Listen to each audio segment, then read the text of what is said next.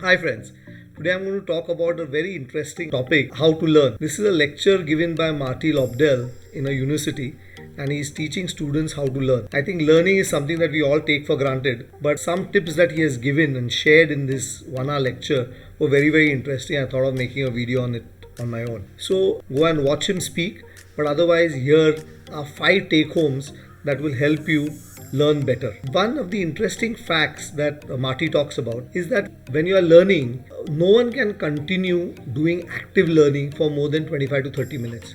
They have done multiple studies at the university where he teaches, and they say that active learning happens for 25-30 minutes, after which people usually get distracted and the learning drops drastically. He's talked about that if you want to really enhance the learning experience, you need to take breaks after every 25-30 minutes.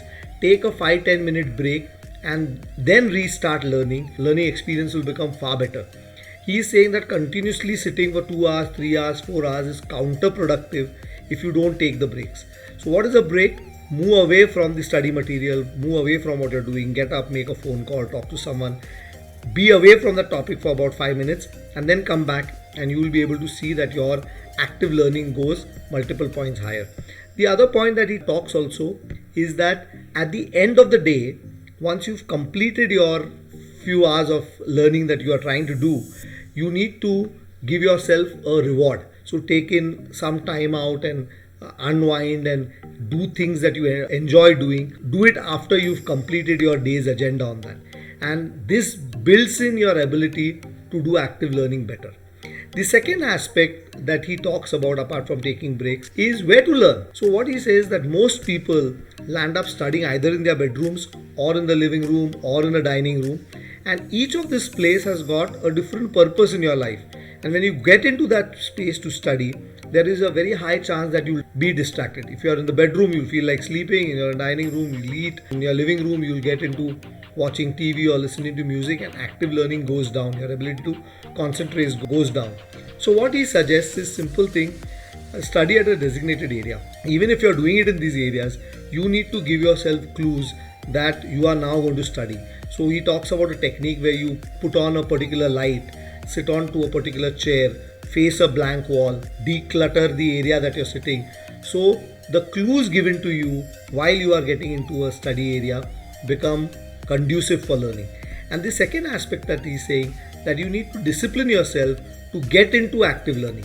Many a times what happens is we open a book, we start studying the material, but we keep distracting ourselves. Probably we'll play with our phones, we will look at something, we will talk to someone. There is too much of a distraction that is happening. So when you are getting into a learning space, you need to build this discipline about getting into active learning by decluttering and removing these distractions away. So it's like putting off the phone is a good area, when a good thing to do when you're doing active learning. Keep the phone on, there's a very high chance that you're going to constantly get distracted and you will not be able to study. The third point that he tries to talk about is how do we remember. So he's saying that there's a big difference between recollection and remembering. So our mind is a very funny place. When we read something, we go back to that topic again, we'll be able to recollect it. Most of the things we'll say, we've seen it. It's like recollecting a face, it's like understanding what is happening in the movie.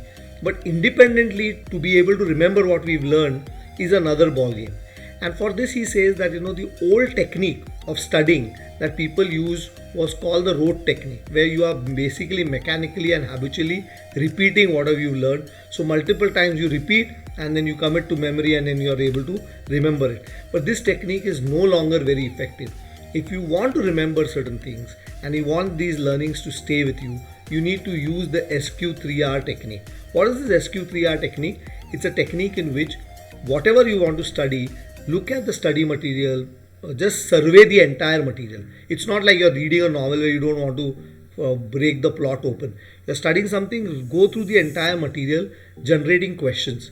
What does this mean? What would we like to learn about this topic? What does this picture mean? What does this survey mean? What does this graph mean? What is the author trying to say? So there are multiple questions that you need to raise. So survey the entire material that you are planning to study, raise a lot of questions, and then you read through trying to answer those questions.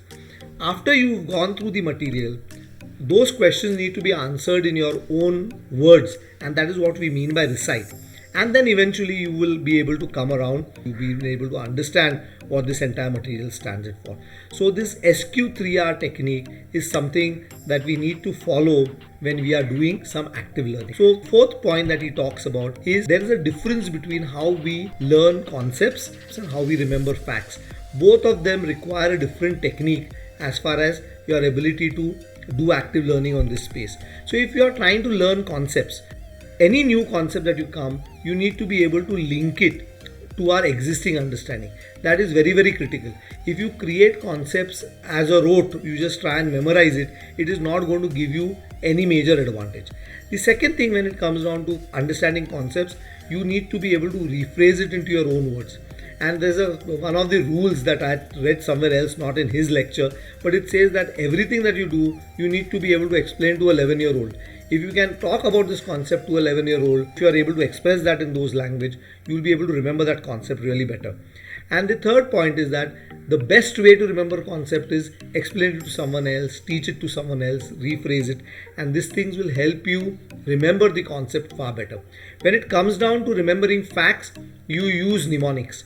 What are mnemonics? Basically use acronyms. For example, the colors of a rainbow, we remember it by the word VIBGYOR, or the rules of multiplication, addition, and dealing with brackets in maths, we use something called as the BODMAS.